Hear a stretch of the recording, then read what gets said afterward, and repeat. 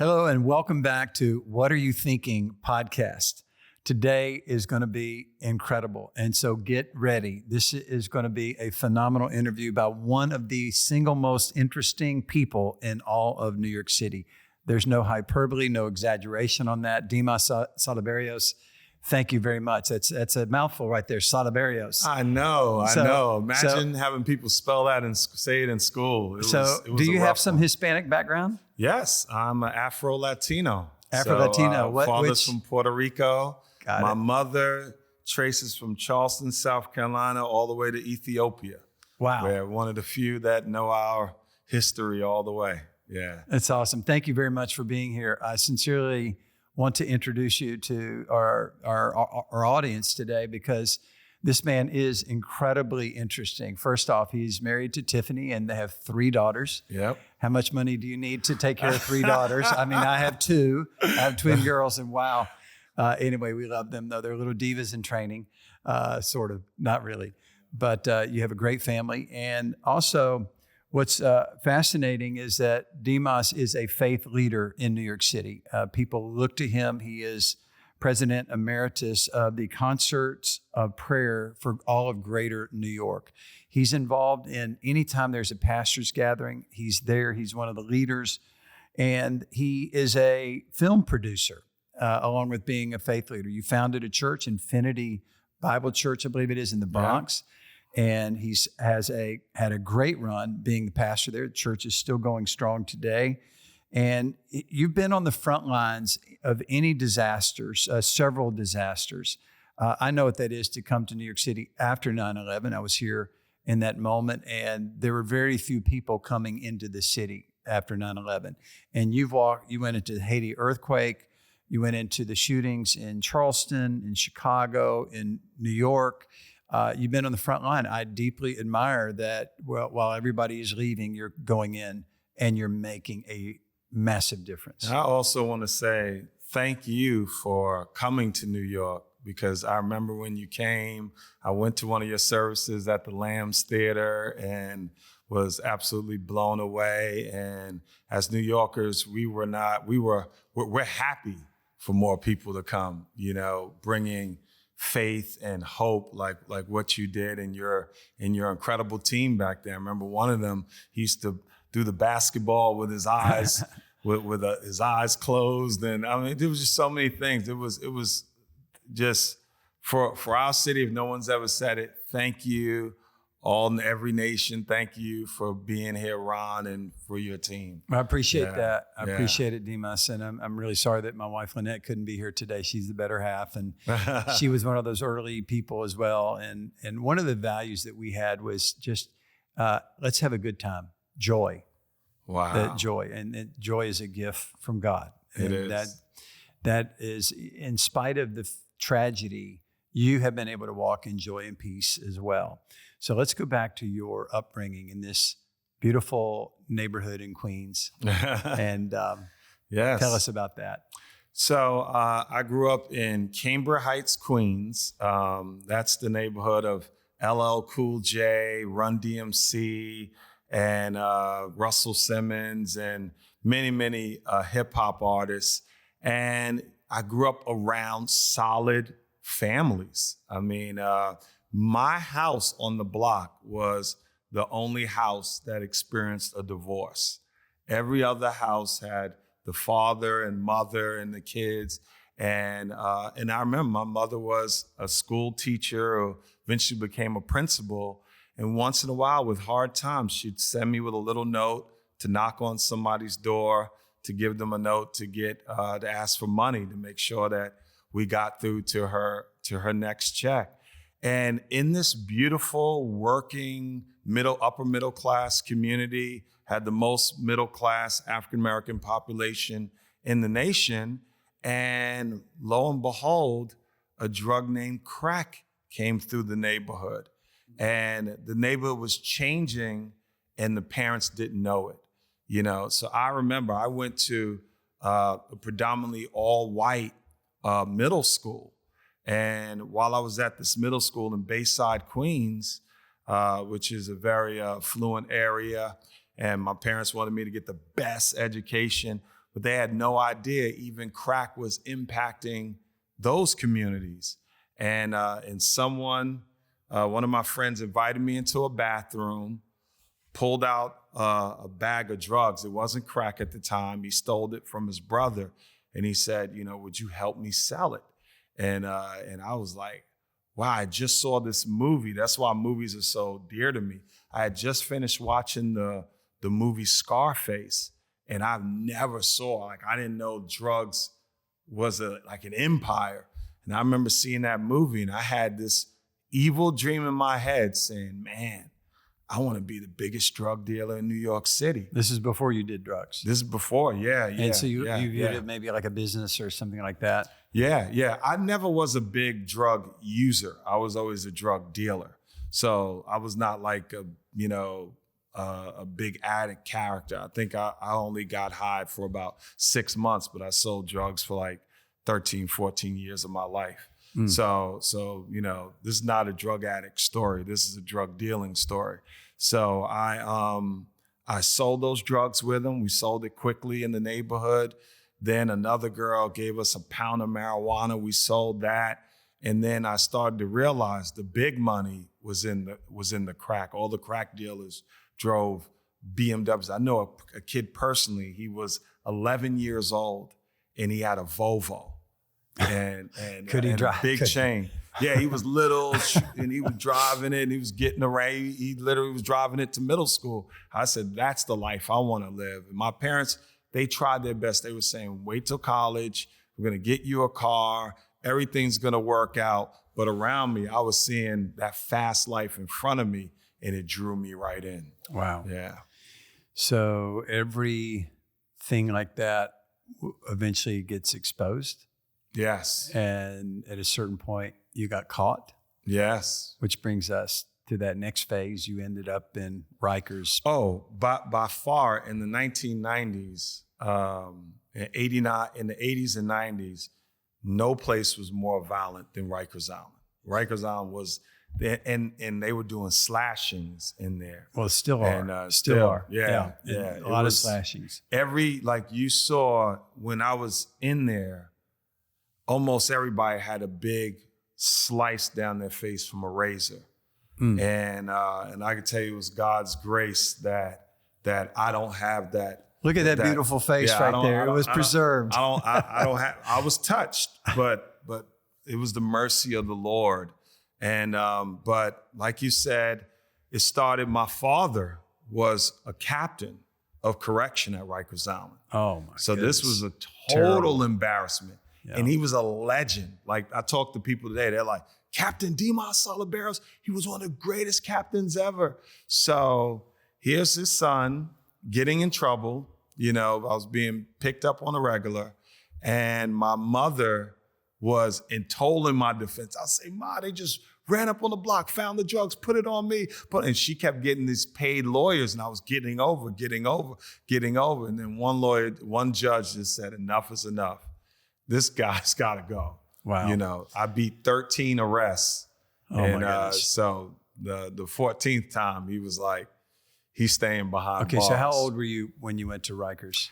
The first time, you were only allowed in Rikers at age 16. And I lied at age 15 because when you go to Rikers, you don't have to call home. You could be released on your own. What's it called? You were released on your own. I forgot the legal term they call it. And so I lied and said I was 15. And quickly I knew I was over my head when I was in there, jammed in a cell with 50 guys, and they were real big. And we had to go to the shower. My heart was pounding. I think, man, I took the fastest shower I ever took in my life. I was there like, Lord, help me, Jesus. Pull up my pants, threw a towel on. I was like, I'm good. They're like, yo. I was like, I'm good, man. I'm right over. I walked out of that place. Man, it was a shock. And the drug dealers I worked for, they bailed me out. But they said, which was really profound. I believe God is in our whole story when you have a call on your life. And the drug dealer said, we want to let you sit there for 5 days just to think about what was going on. I'm like, think about, you had the money. Why didn't you just bail me out? They're like, I don't know why. We just said, let them hang for 5 days, get a little tougher. Wow. And I came out, I quit that team and went and worked for myself. And that was it. Yeah, I worked for myself, still in the drug world, but I didn't want to be under any bosses anymore. And I got sentenced to a year, and I had 2 choices. They said, you can go upstate to hard prison, or you could do a military program for 6 months called Shock, because I had no violent crime. I said, give me that military program. I jumped in there and I loved it. I mean, getting up, running, push-ups, sit-ups. When I tell you that, I fit in like a glove. But at that time, there was a law that you couldn't be in the military if you had a felony. So I was released back to the streets and very quickly back to selling drugs again. So obviously something happened to you that was a radical in nature. Something happened to you, obviously. You're not selling drugs anymore. You're not messed up. You're not out of your mind. You've changed.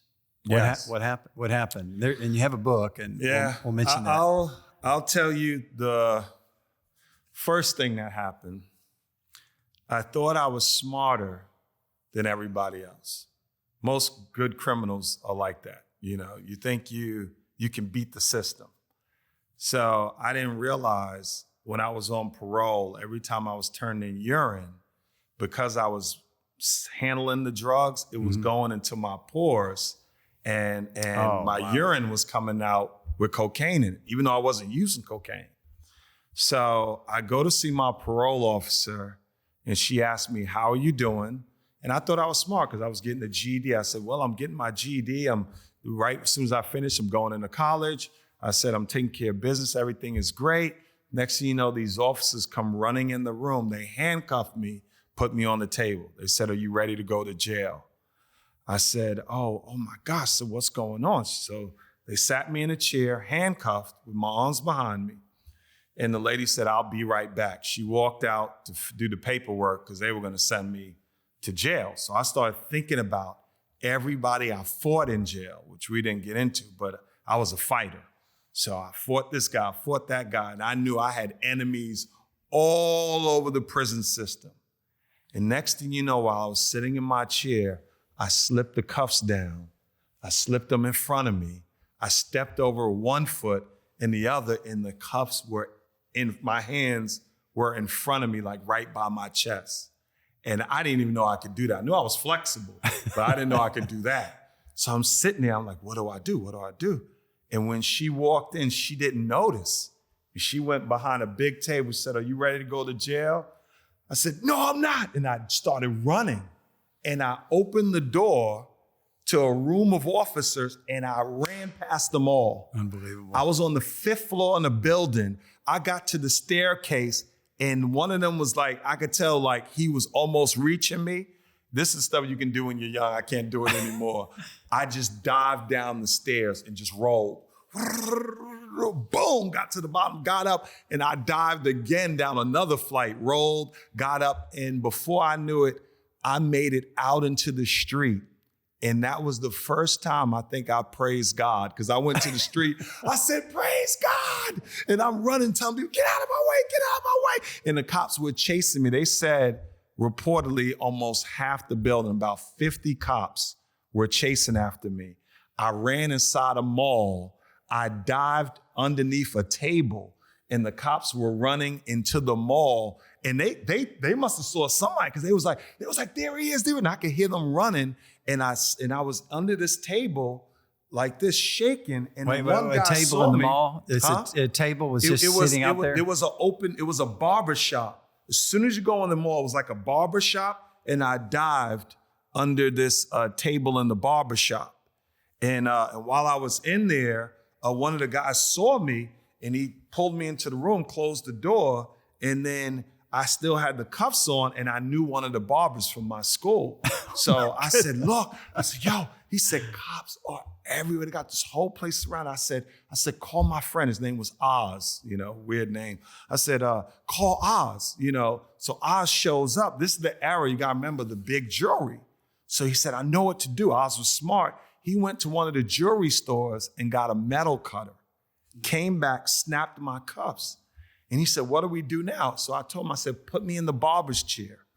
He said, are you crazy everywhere? I said, listen, man, they looking for somebody cuffed like this, like this. I said, just let me wear your shirt, throw the shirt out.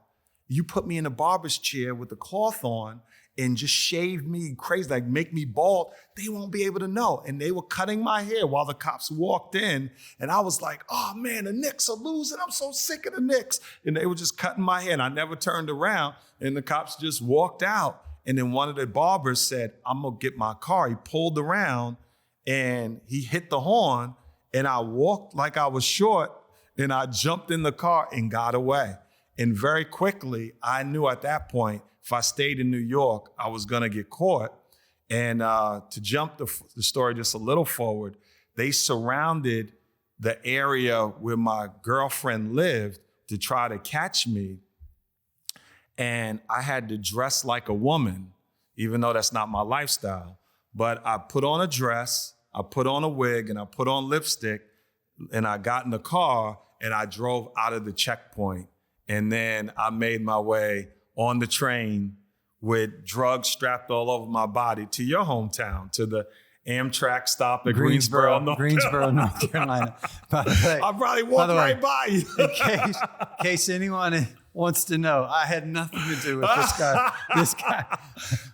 I'll tell you like this. I was the tallest girl in New York City for at least an hour and a half. Nobody was taller than me. This is the Mrs. Doubtfire, the movie. That is exactly Robin what it Williams was. All. And it was. I felt a lot of compassion on that train for people that had lifestyle. Because this one guy kept staring at me, and he was like, psst.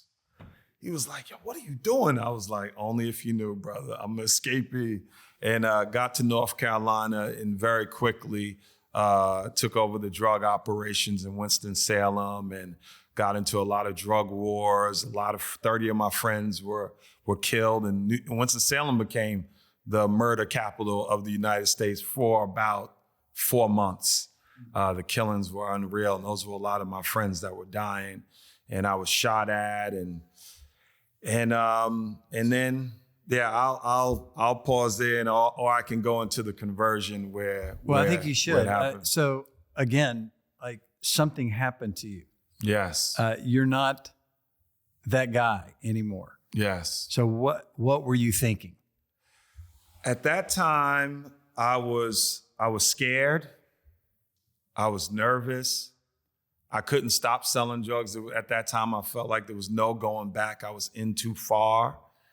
And my mother... Isn't that the way it is for a lot of people? They think, I'm in this too far. You think there's no way out. And there's no way out, right. Because I had no reference of a miracle, like miracles could work, Did you go to church? Did you have a church background? I went to a very mean church. A mean church. When I was a kid. That's unfortunate. It was like, it was a church in Harlem and nobody smiled. I mean, I know now the history of all the stuff people were going through back then. But as a kid, I was like, I liked church.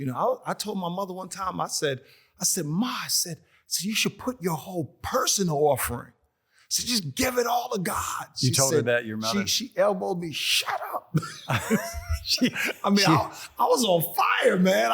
How old were you then? I was probably like 6 years old, 7 years so old. It's funny how a lot of people have something like that in them. Yeah. And then years later, they go through all this hardship. So, like meeting God through Jesus, meeting God and having God come into you. I mean, the radical change and transformation. How did that happen to you? So I had a power conversion, okay? In the South, where you were born, there was a black witchcraft thing called roots. I'm sure you probably had to hear about it. I don't know if you ever prayed that off of somebody, but that was big in the South, and it exists. And this young lady came around who was known as a witch, and she was dating my competition, which was another drug dealer. And she was a powerful woman in witchcraft. So she was so powerful in darkness that everybody was blowing it off. Oh, they all call her a witch, but that's my girlfriend. Every girl that hung out with her ended up in a mental institution. Wow. Yeah. So I would be standing somewhere and I would feel darkness almost like permeating me, and I would turn around and I would see her in a car staring at me, and I would just leave. I had no power. I had no God. I had no help. I had nothing. I just would flee. That was my thing. When I see her, take off running, because she can put the whammy on you. So you've been running a lot in your life. My nickname was the Running Man. My goodness. I mean, that's what they call. One guy called me on the street. I mean, I have vivid images now of you breaking free in the police department. I mean, going down 5. I don't know how a man would roll and down those kind of hard. You got those rubber steps. bones when you're like 16, 17. I was fit too. I was like, you remember I told you I did that military thing. So I was so solid. I could drop and do 100 push-ups. I could run 10 miles at the drop of a dime. You know, I could do 6 now, but at 10, like, it was nothing. So being that fit, I was like a Terminator for the work of the evil one, you know. And so this is how it happened. I got in a car and I'm driving towards North Carolina. I'm driving towards New York because I was coming to pick up some drugs. I said, I've been free all this time. It's like 5 years now. I didn't kill anybody. They're not looking for me like that. So I'm in the car and I'm asleep. And I want to tell you, this is the truth. This is a car I've never been in my life. This is a car with black tints. This is a car that nobody knew about. And I'm on the highway and I had a driver and the horn kept going, and the driver's like, yo, who is this? Like, yo, somebody keeps honking us. They're following us. Do you know this person? I rolled down the window and it was that witch. Oh my goodness. She wasn't on a broomstick. She was in a green Honda Accord. I got to New York City. Now, you know how big New York is. You can not see someone your whole life in New York. It's just so many people. I'm walking down the streets of New York. She pops out of nowhere, grabs my hand, does some kind of twist on my hand, and I completely lost my mind. I saw things in shades of red. I was fear-bound. I was shaking. I was scared. I lost complete control. My team picked up the drugs. We're driving back to North Carolina. I get to my house, 100% demonic possession. I was searching the house to find a gun to blow my head off. But I was in my right mind inside of my body, but I had no control of my body. This is Emily Rose. This is the exorcism. This is the real deal. My body was moving and I was like a mouse inside of this body saying, no, stop. And I'm tearing up the house looking for the gun. And finally, I turned over something. The gun fell. My friend grabbed it, hid the gun and locked the door. I couldn't get in. I went over the kitchen sink and I started smashing the dishes. And that's how I got all these scar marks all on my hands. I was smashing the dishes. Blood was flying everywhere. And I ran out of the house, ran into somebody's house I don't know, ran through their house and out their back door, trailed blood there. I went to a club. My friends tried to help me. They were like, you got to go to a club. That's what people do. You get a few drinks in you, you're going to be all right. You're going to calm down. Next thing you know, I'm in the club. I tackle a guy. I'm smashing his head into the cement floor of the club. I go down and I disformed his face. I bit a chunk of his face out, spit the meat skin from his face on the floor. I'm dripping with blood. I am lost out of my mind, Ron. Now, this is really, truly, I'll have to say that I've been around stories, but I've never heard anything quite like this.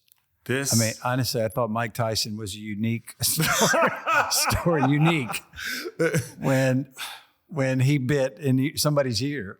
Now, this is okay. We've crossed over this, so we might as well call it what it is: demonic. This is you were demonized. I was demonized, and something was living in me. Very dark. So we can go back into the Bible and other books and read stories of demons. Yes. And never know that still exists today. Yes. But it does. And as someone who's traveled the world, traveled the globe, preached the gospel. Even as conservative as Tim and Kathy Keller were, they said, Dimas, you were demon possessed. Yeah. This was real. Thank God it's not everybody, but that really happened to me. And for those who are listening, it's not like the devil can just come into your life. He can't do that. I mean, there has to be an invitation and a desire. And obviously you were a weak vessel with all of this sin and transgression and drugs. I was a top candidate for demon. That Kathy Keller, who's my spiritual mother, she said, Dimas, you were a top candidate for demon possession, because I believe they were already in me. And I believe the gateway they came into my life was through horror movies. That's why I'm in the film industry. I was watching horror movie after horror. I'd be at home shaking, scared, watching all these demonic movies. Then from Galatians 5, the word sorcery is pharmakia. Okay. Then I'm smoking drugs, I'm handling drugs, I'm distributing drugs, smoking marijuana and all this stuff. I was opening myself up to all of this darkness. I know there's not a shadow of doubt in my mind. My boss was Satan at that time, because I was ruining people's lives. Yeah, you were doing his will. Satan's will. You were doing what he wanted you to do. And the thief has come to steal, kill, and destroy. That's right. And there may be people watching right now who feel demonized. And we want them to know that they don't have to remain in bondage forever. Matter of fact, Jesus' first message from a synagogue in the region of Galilee, one of his first message was that he came to set the captives free. Amen. And that's not just get out of prison free card. That is get out of the prison that you're living in your soul. Get breaking free from that. So obviously, how did that happen for you? What happened? The power of a praying mother. My mother felt that something was wrong with her child. She gathered the family together. She said, one or two things are going to happen. She said, either my son is going to change or he's about to die. She told my siblings, I can feel it. We're about to lose him. And my mother did the greatest thing that I want to tell every mother to do. She turned towards heaven in front of my family and said, Lord, I can't be his mother. I can't be his father. You're going to have to take him, Lord. You're going to have to be his mother. You're going to have to be his father. I'm giving my son to you. That's what she did. Next morning, I'm sitting on the porch. A meeting happened the night before with 3 women, ordinary women. One of them was like a kind of a minister who was like 80 years old, one of those old spiritual praying women. Yeah. These are 3 women in a housing projects. And they said, we're going to shut down the drugs in Winston-Salem. And they said, our top candidate is Daylight Supreme, which was me. That's your name. That was my street name. And they came to the area looking for me, crossed the street. Well, one of the ladies was my girlfriend's mother. The other lady lived next door, and the other one was like across the road. And they came, all 3 of them marched towards me with a plan.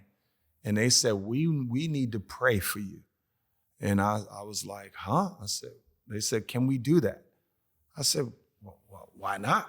Sure. I didn't think, like, what could these 3 ladies do? I'm already in the Dog Creek, I'm but down. It's interesting. Most, let's call them sinners, right? Most people who are away from God are good with that. Now, had that been had you been a Christian, no, I'm good.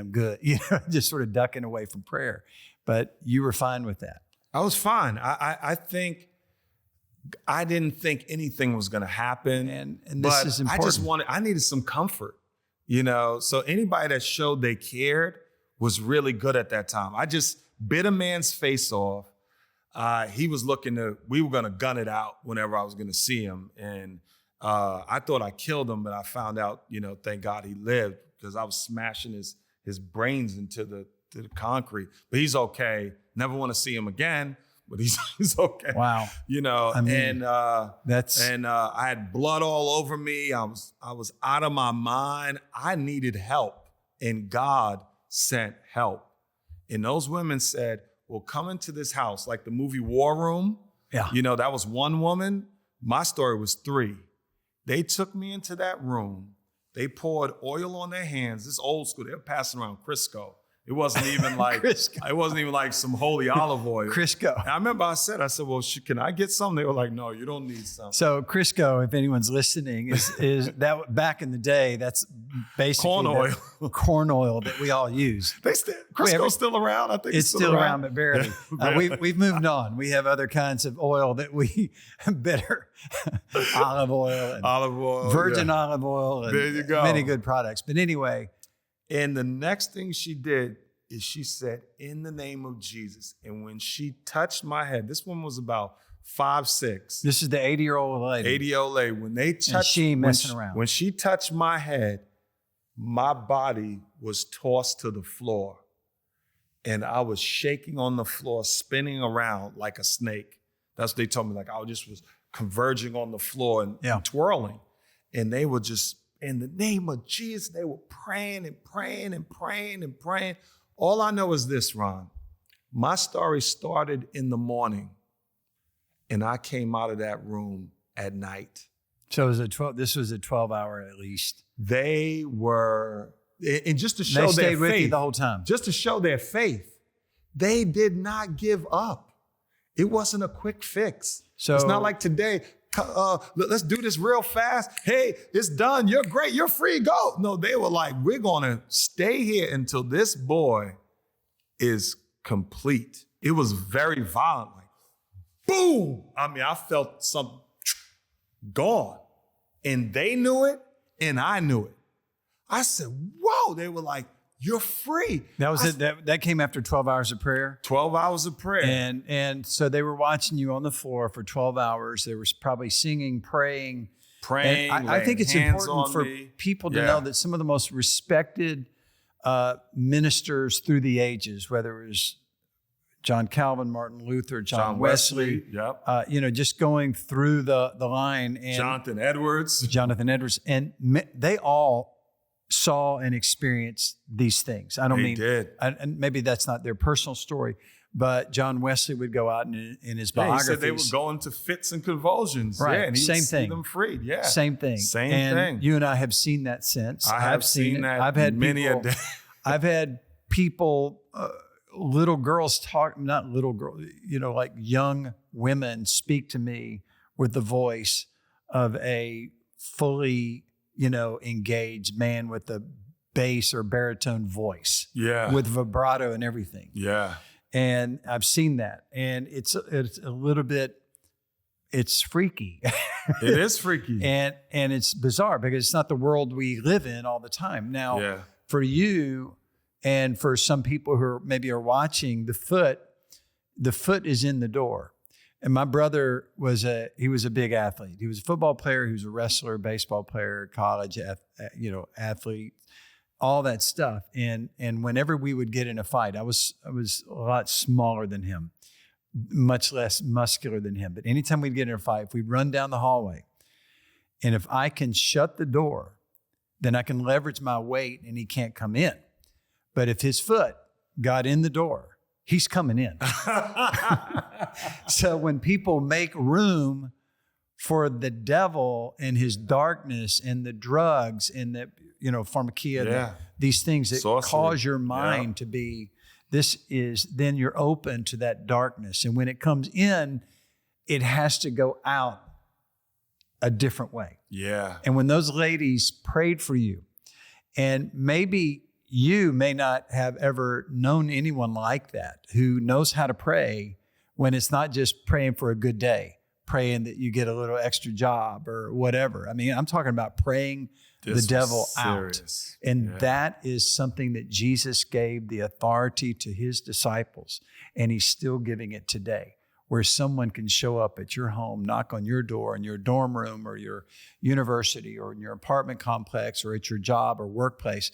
There are people who know how to tell the enemy to get out of your life. And when that happens, then you need to fill up your life with his goodness, God's goodness. Oh, yeah. I got up off that floor, and I remember saying to them, I said, let me just talk to God by myself for a minute. And I went outside and I said to God, I said, never again, God.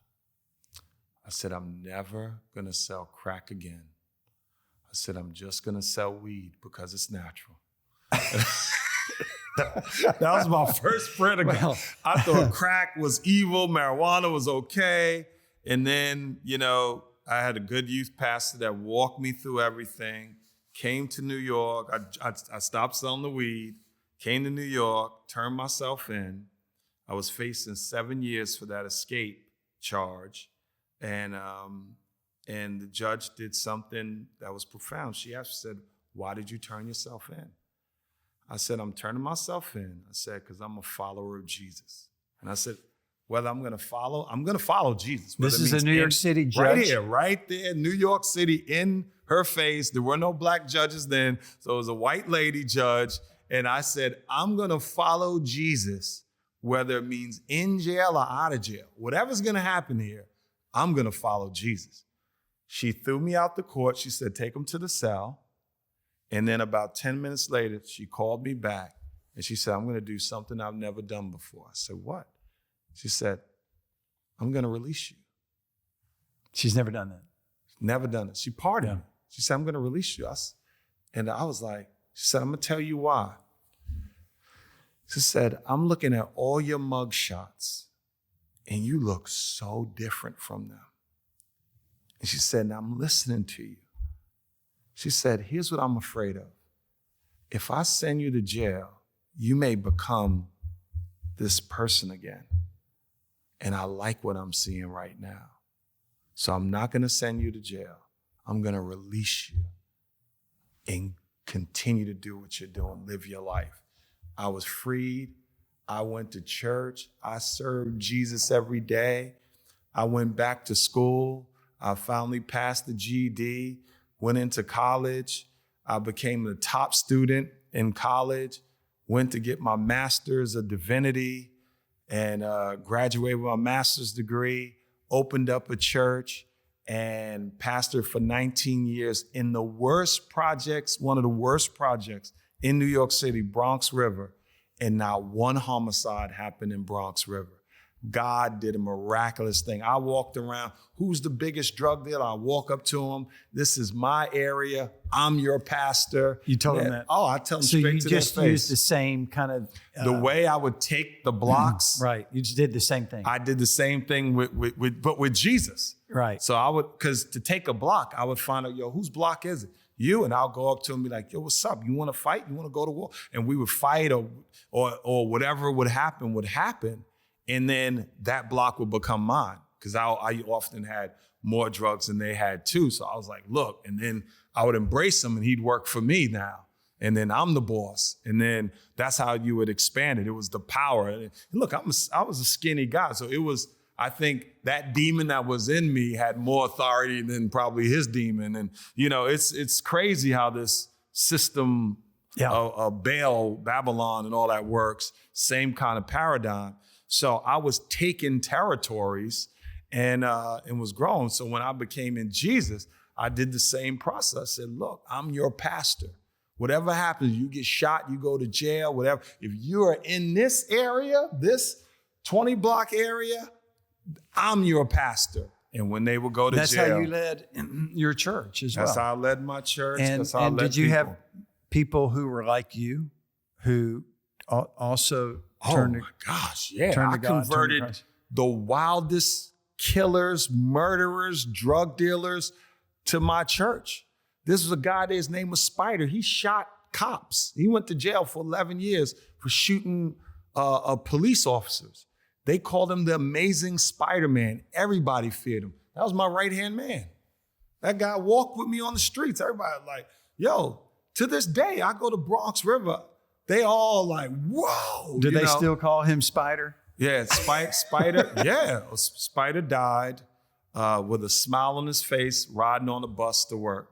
He just sat back, smiled, and I know he's in heaven. That dude completely converted, changed his life. I mean, Dimas, but we want to take some time here in a minute and talk about what you're doing now as a movie producer, movie director, and what you're doing, making a massive impact in society and culture.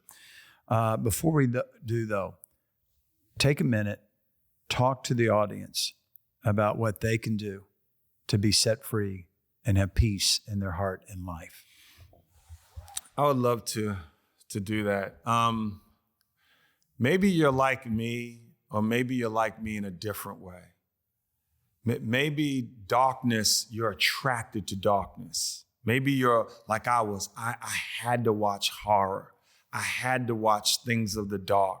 I was always involved in there was something driving me, and it was never driving me closer to God or the things of God. It was always driving me away from God or things away.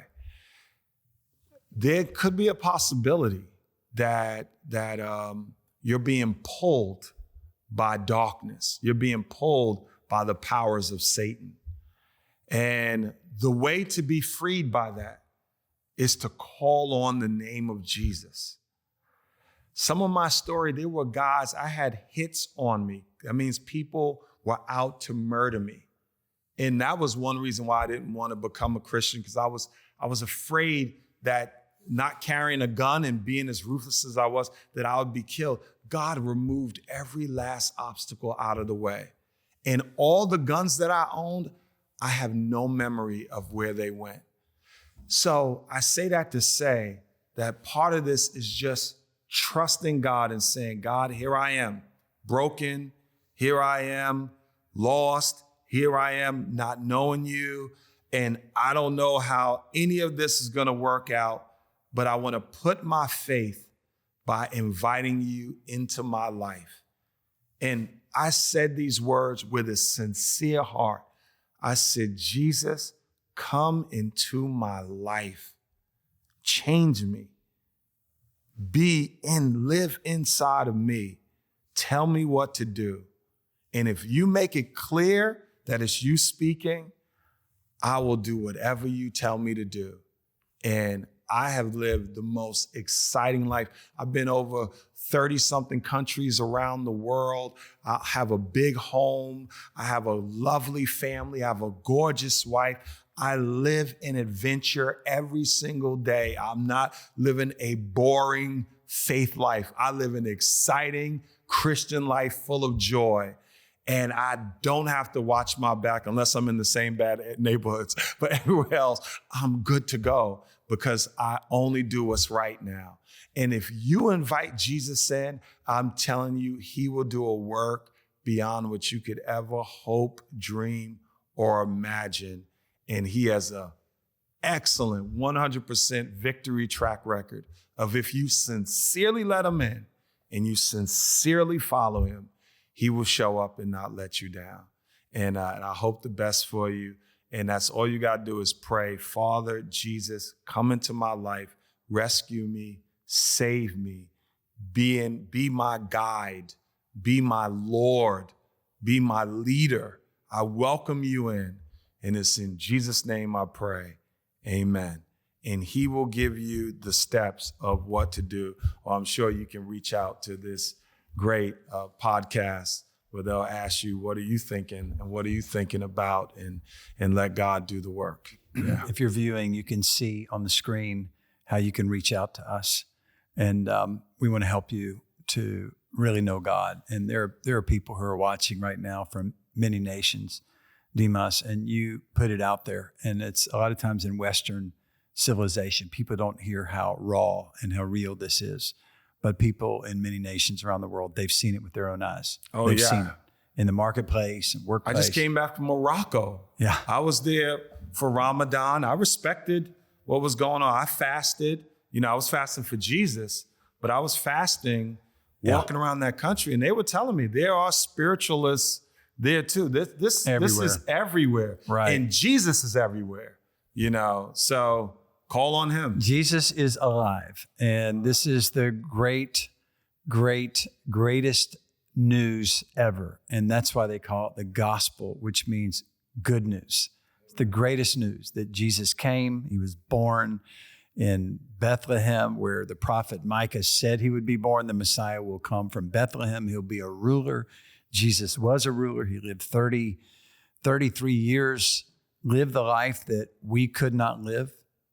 And many people would think about you, oh, he's so bad. And I tell people who call themselves good, I said, well, who are you comparing? When you say good, who are you comparing yourself to? I mean, are you comparing yourself to all the bad people? Look, we all have fallen short of the glory of God. Every one of us have fallen short. We've sinned. We've committed a transgression. We know that we've fallen short. So even though your story is I have an extreme story. Extreme.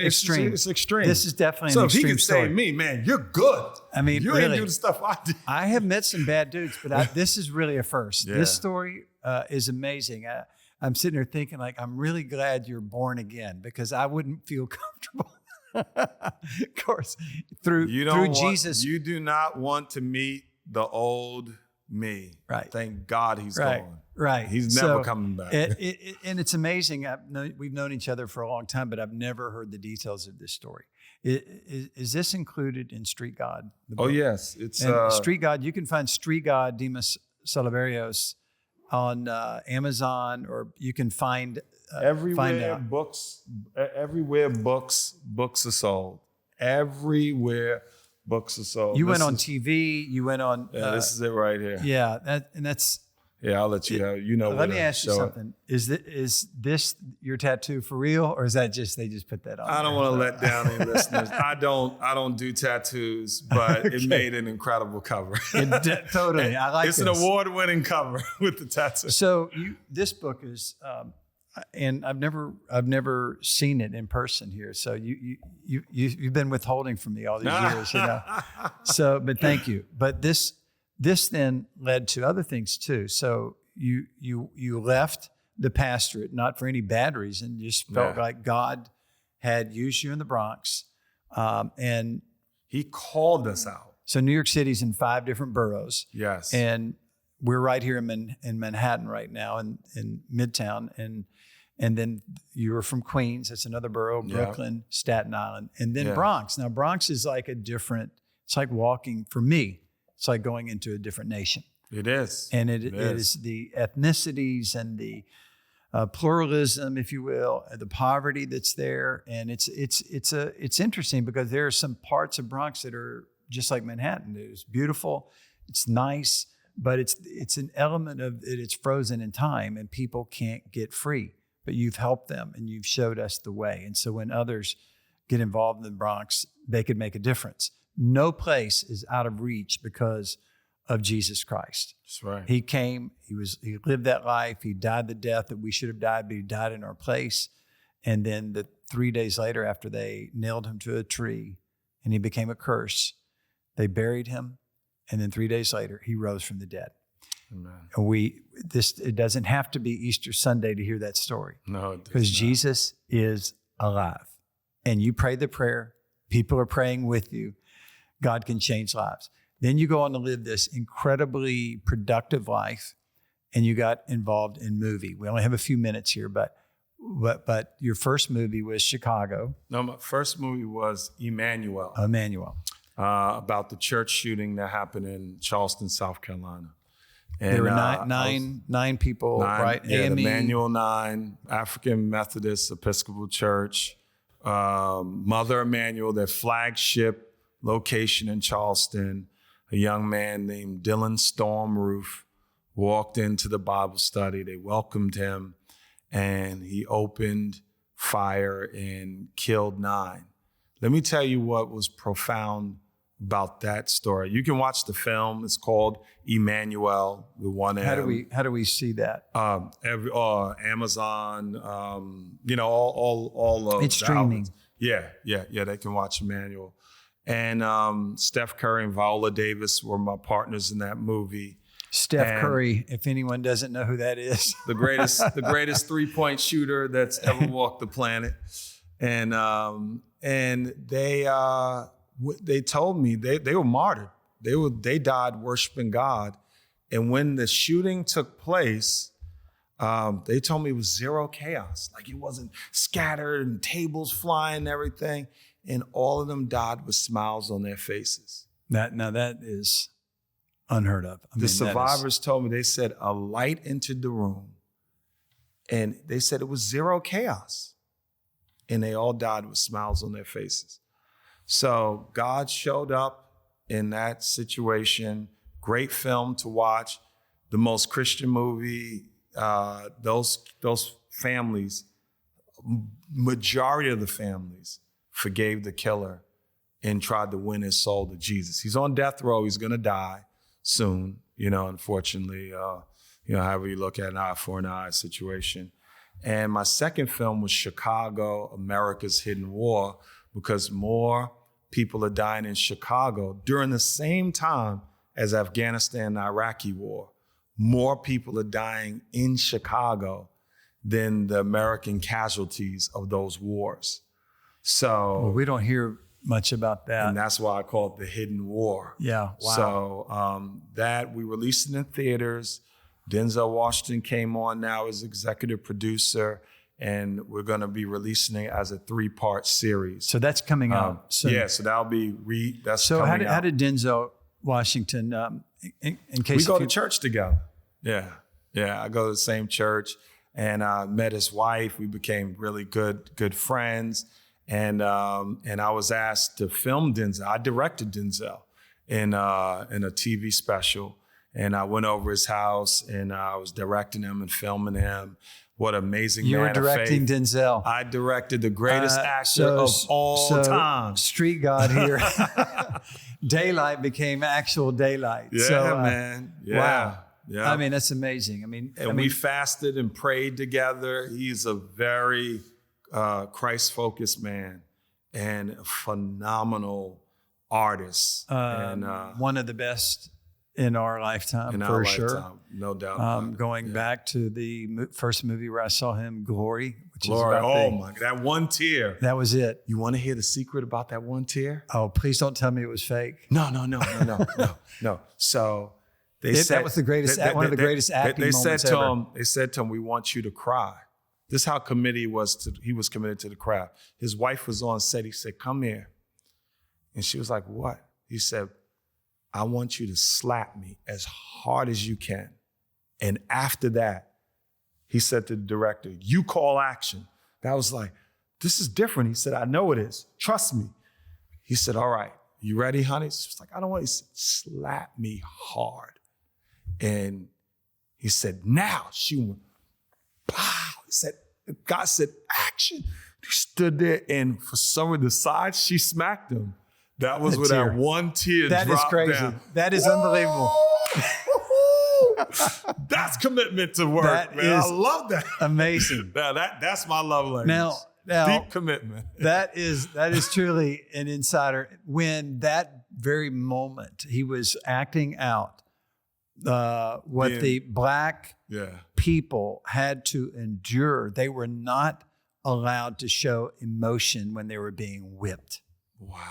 And that was, he was quiet. That was the way it was. Wow. Or they would be beaten further or even killed. This is a movie that was. I didn't even know that. During the Civil War. We're sharing some Deep South stuff. Deep South stuff where you and I have spent a lot of time in the Deep South, Yeah. and there's been a lot of, it doesn't matter where you go, there's sin, there's problems, there's mistakes, there's evil, there's evil everywhere. Yeah. And this is our desire in this podcast, is to help people to think differently. Wow. And so what are you thinking is about change your thoughts, change your life. And you changed dramatically. Dimas, this is one of the great stories of New York. You have been a leader in this city. I have looked up to you. I have watched you. I've been amazed how you have juggled the politics, the divisiveness in our city. It's so divided, and it's divided all across America as well. But here we are in one of the most influential cities of the world that has all these problems, and yet there are true people who are going before God and wanting to be salt and light. Instead of part of the problem, they're part of the solution. And that's been you. You've been a healer. You've been a voice. You've been an influencer. You have not wasted your times in the political division. No. You have said, I'm just going to make a difference. So this movie, Chicago, will come out when? Do you any ideas? Probably about 3 to 4 months from now. Okay. So I'd probably say definitely around September. You'll see a lot of advertisement for it. Some of those things get a little out of our control. I remember they told me, oh, we're going to release your movie in theaters in 2 months. That turned into 6 months, and then it came out. So I'll come if you want to welcome me back. I'd love to let your people know definitely around that time of the release. And also, we're releasing a movie called Camp Joy, which we just wrapped up in the summer with Viola Davis, Eric Roberts. This is your movie. Yeah, this is my movie. Viola Davis. Viola Davis. No, sorry. Did I say Viola Davis? You did. No. She was. That is the wrong name. Vivica Fox. Okay. Thank you for catching that. I produced with Viola Davis. I have not directed her yet. Yeah, there That's you go. Coming. That's right. So this is Vivica Very Fox, famous actress. Eric Roberts, Princess Love, who's the younger generation know that, Sean Ringgold from and Dexter Darden from Maze Runner. These are a lot of youthful celebrities that a lot of the younger people than us know these people. And in a cast of 10 amazing kids. It's like Goonies meets 12 Angry Men that meets the movie Departed. So it has like a little mafia element to it. And it's an incredible movie. And a pastor pays a high price and dies so the kids could live in it. And it's off the chain. Yeah. All right, man. Well, this has been quite an eye-opening, compelling story. It is a true story. I mean, you were a drug lord, a drug boss on the streets and changing lives for the worse. And now here you are, a humble servant of God who's changing lives in the thousands and thousands of people for the better. You've already touched New York City. Now you're through your film, your movies, you're touching the world, hanging out with all the great celebrities, some of my favorites. But man, I deeply admire and appreciate you, Dimas, and thank you. Thank you for being here. And thank you for watching today and being a part of this journey on What Are You Thinking? Remembering that your thoughts can be changed. You're never too late. It's called neuroplasticity. Your mind is able to be constructed and changed so that your thoughts will change, your life will change, and your behavior will change, and all the people around you can change with you. So God bless you. And thank you for being a part of this podcast. And we love you, man. Appreciate you. Appreciate you. My dear brother. You're the best, you're the best too. Thank you. Thanks.